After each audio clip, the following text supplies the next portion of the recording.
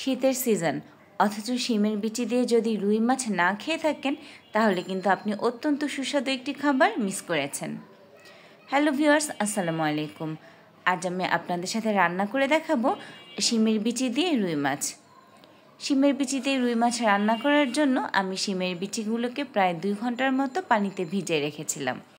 এতে করে শিমের বিচির খোসা ছাড়াতে আমার অনেকটাই সহজ হয়েছে। মাছগুলোকে ভালো করে ধুয়ে নিয়েছিলাম। এবারে ধোয়া মাছে আমি পর্যাপ্ত পরিমাণ হলুদ আর স্বাদ মতো লবণ দিয়ে ভালো করে মেখে নেব।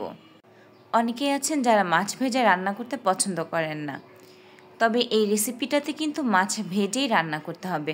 আপনি যদি মাছ ভেজে না রান্না করেন তাহলে এই তরকারিটার আসল স্বাদ পাওয়া যাবে না।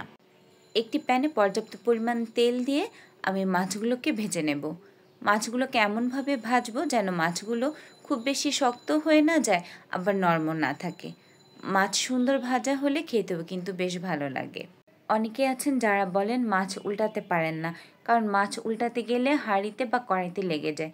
সেক্ষেত্রে তেলটা একটু ভালো করে গরম করে নিলে কিন্তু এই সমস্যাটা আর হয় না। আমার মাছগুলো ভাজা হয়ে গেছে, এখন আমি একে একে মাছগুলো উঠিয়ে নিচ্ছি। মাছ ভাজার সময় একটু তেলের পরিমাণ বেশি দিয়েছিলাম, এখন কিন্তু এই তেলটাতেই আমি মাছ রান্না করে ফেলবো। মাছ রান্না করার জন্য তেলে আমি 1 কাপ পরিমাণ পেঁয়াজ কুচি দিয়ে নিচ্ছি। পেঁয়াজ কুচিগুলো তাড়াতাড়ি নরম হয়ে যাওয়ার জন্য তাতে সামান্য পরিমাণ লবণ দিয়ে দিলাম। পেঁয়াজ কুচিগুলোকে আমি গোল্ডেন ব্রাউন করে ভেজে নিয়েছি। এবারে এতে আমি দিয়ে দিব স্বাদ মতো মরিচ গুঁড়ো আর হলুদ। তারপর সামান্য নাড়াচাড়া করে খুব ভালোভাবে মশলাটাকে কষিয়ে নেব। মশলা কষানোর সময় সামান্য পরিমাণ পানি দিয়েছি। আমার মশলাটা কিন্তু খুব সুন্দরভাবে কষে গেছে, কারণ দেখলে বোঝা যাচ্ছে মশলা থেকে তেলটা উপরে ভেসে এসেছে। এই পর্যায়ে আমি আগে থেকে ধুয়ে রাখা শিমের বিচিগুলো এতে দিয়ে দেব আর প্রায় 4-5 মিনিটের জন্য খুব ভালোভাবে কষিয়ে নেব। শিমের বিচি ভালোভাবে কষিয়ে নিলে খুব সুন্দর একটা অ্যারোমা বের হবে। এ তরকারিতে অল্প পরিমাণ আদা বাটা দিলে খেতে বেশ সুস্বাদু লাগে। এই পর্যায়ে শিমের বিচির সাথে আমি একটি টমেটো কিউব করে কেটে দিয়ে হালকা করে নেড়েচেড়ে তারপর ঢাকনা দিয়ে প্রায় 5 মিনিটের মতো রেখে দেব। টমেটো দেওয়ার কারণে তরকারিটা কিন্তু দেখতেও সুন্দর হবে আর খেতেও ভালো লাগবে। অবশ্য আপনারা কেউ চাইলে টমেটোটা অ্যাভয়েড করতে পারেন। মিনিট 5 পরে তরকারিটাকে আমি আবার হালকা করে একটু নেড়ে দেব আর পর্যাপ্ত পরিমাণ পানি দিয়ে দেব। এই পানিটাতেই কিন্তু তরকারির ঝোলটা হয়ে যাবে।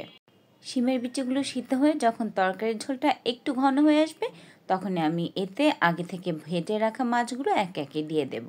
মাছ ভেজে রান্না করার সুবিধা হচ্ছে মাছ রান্নার পরে একদম ভেঙে যায় না। এই পর্যায়ে আমি মাছে 1 চামচ পরিমাণ জিরা গুঁড়া দিয়ে দিচ্ছি। এবারে আমি স্বাদ বাড়ানোর জন্য দিয়ে দিব কয়েকটা কাঁচামরিচ, তবে কাঁচামরিচগুলোকে আমি ভেঙে দেব। যেহেতু শীতের দিন ধনেপাতা কুচিটা কোনোভাবে অ্যাভয়েড করা যাবে না। এখন আমি তরকারিটা ঢেকে দিচ্ছি। 2 থেকে 3 মিনিট পরে ফিরে এলাম। আলহামদুলিল্লাহ, আমার তরকারি একদম রেডি। আপনাদের যদি ভালো লেগে থাকে আমার রেসিপিটা, অবশ্যই ট্রাই করবেন। আজ আর নয়, আল্লাহ হাফেজ।